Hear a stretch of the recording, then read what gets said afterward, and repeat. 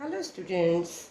Students, in the last video you learned about the differences among simple sentence, compound sentence and complex sentence.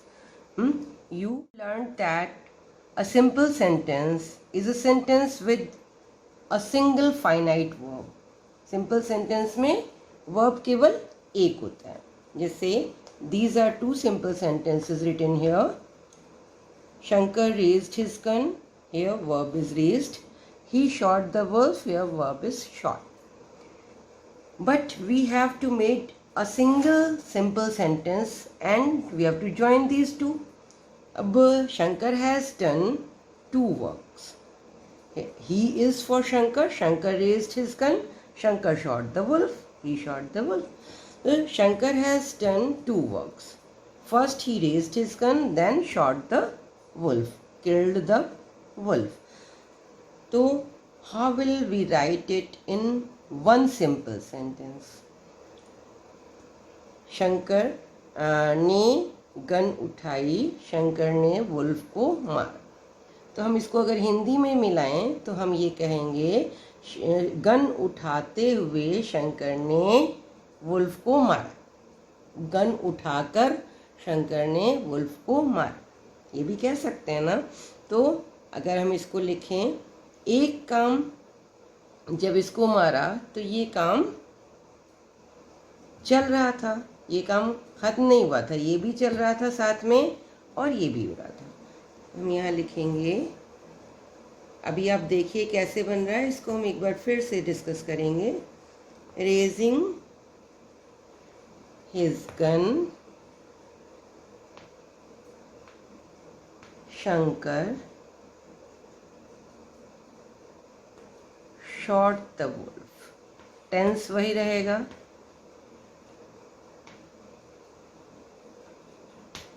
Raising his gun, Shankar shot the wolf. Now how many verbs are here in this sentence? Raising his gun, Shankar shot the wolf. This is the verb. Shankar shot the wolf. उसने उठाकर मारा. Raising his gun. Raising, it is not verb, it is participle, present participle.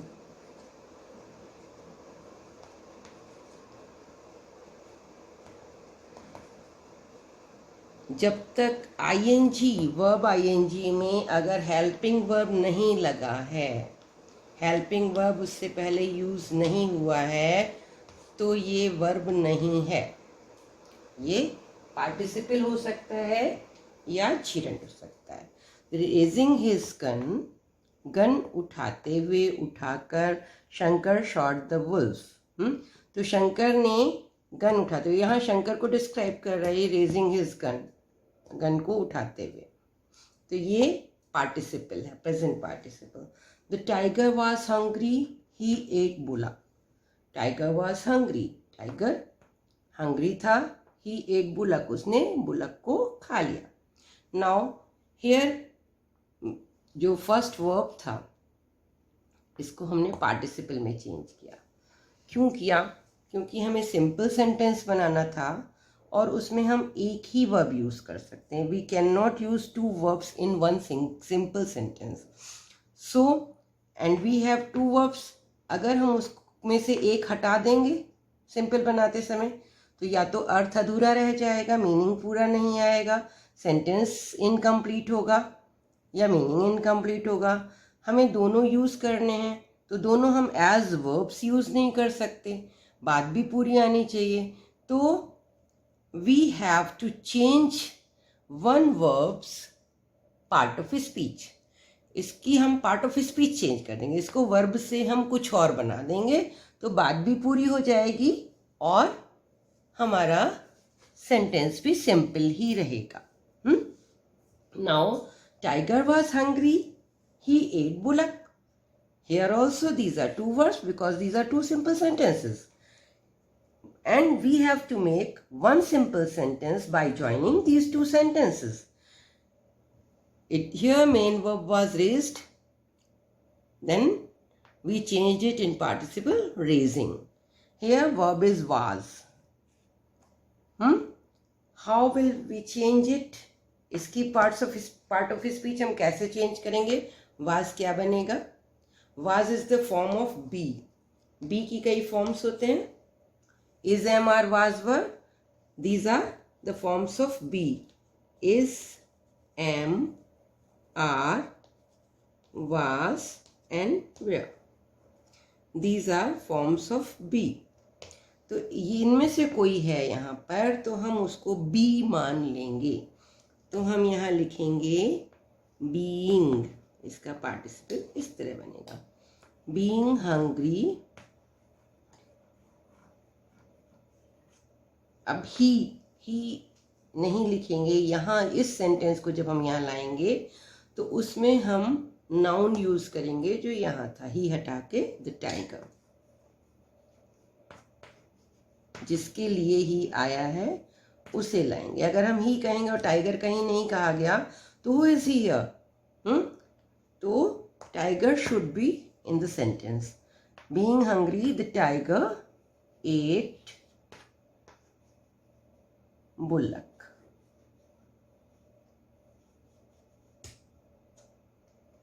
Okay. He completed his work. He left the office. Now यहाँ जो काम था, यहाँ जब उसने बुलक को खाया तब भी वो भूखा था. भूख वाला काम खत्म नहीं हुआ था. यहाँ भी जो अगला काम हो रहा है उसके साथ ये भी चल रहा है. यहाँ देखिए, this work is complete.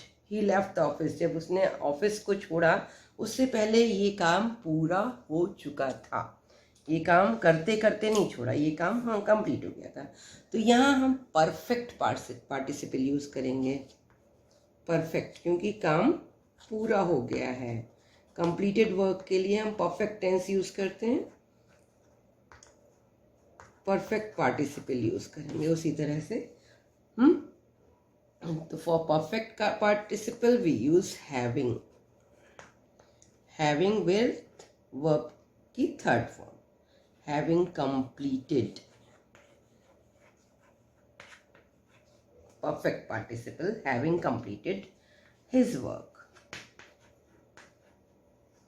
Having completed his work. Now here is he in both the sentence, so we have to use here he.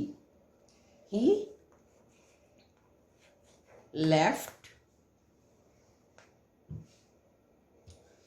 Having completed his work, he left the office. Here in two sentences there is present participle, and in third sentence we have used perfect participle. Okay, there is also past participle. In further sentences we will see past participle. Now see this sentence. Simmi found his book. The book was lost. Simmi found his book. Simmi has got his book. It was lost. ये खोई हुई थी और उसने पाली, मिल गई. तो Simmi found his book. The book was lost. Was lost here and found here. These two are verbs. Now we have to change one verb in some other part of his speech. तो ये book मिल गई और book खोई हुई थी. खोई, इसको हम कह सकते हैं ना, बुक खो गई थी, खोई गई थी, या मुझे सिमी को खोई हुई बुक मिल गई. उसकी खोई हुई जो बुक थी वो मिल गई. मिल गई ज़्यादा ज़रूरी है लिखना. इसको हम चेंज नहीं करेंगे. चेंज हम वाज लॉस्ट को करेंगे. उसको हम बुक के पहले एडजेक्टिव की तरह यूज़ करेंगे. यहाँ पास्ट पार्टिसिपल यूज़ होगा. पास्ट पार्टिसिपल जैसे खोया हुआ, इसका हमारा जो मीनिंग हो जाएगा खोई हुई. Simmi found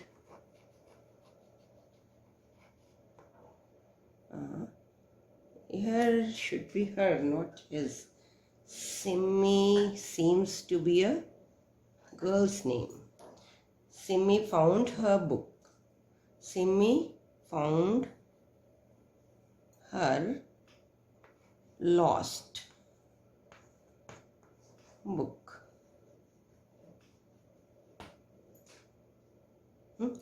अब यहाँ having found her book Simi lost, ये तो नहीं होगा ना. ये काम पहले हुआ ये बाद में हुआ, ऐसा तो नहीं है.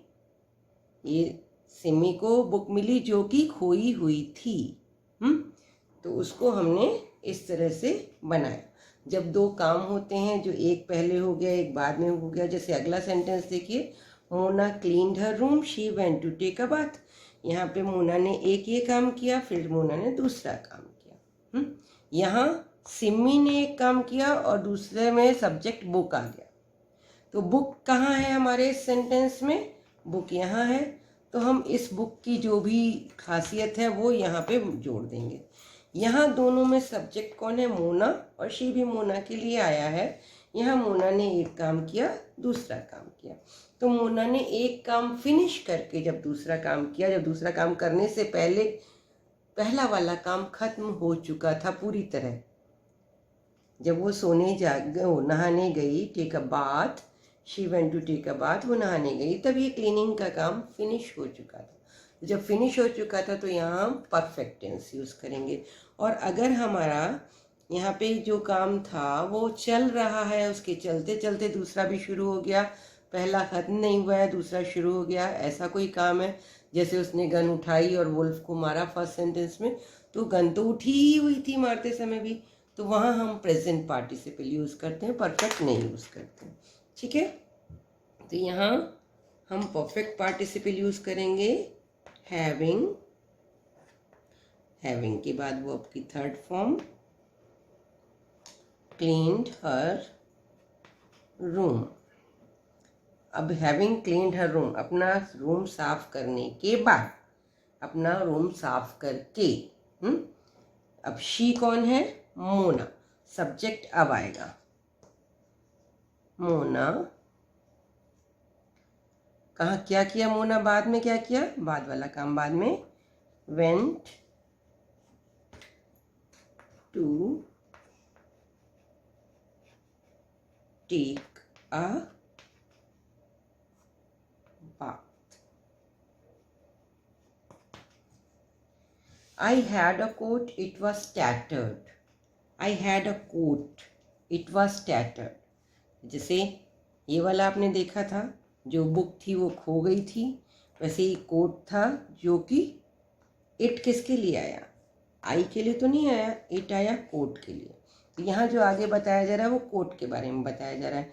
तो जब ऑब्जेक्ट के बारे में बताया जा रहा है तो जो भी बताया जा रहा है वो ऑब्जेक्ट के साथ जोड़ेंगे, सब्जेक्ट के साथ नहीं जोड़ेंगे। ओके, तो यहाँ हमारा पास्ट पार्टिसिपल लगेगा, आई हैड अ, इसकी जो ये विशेषता है इसको हम विशेषता बता देंगे, वहाँ पे तो वर्ब है, इट वॉज टैटर्ड, उसको हम यहाँ पे पास्ट पार्टिसिपल बना देंगे, जो उसकी खासियत बता रहा है यहाँ एज एडजेक्टिव, एडजेक्टिव का काम कर रहा है। I had a tattered coat.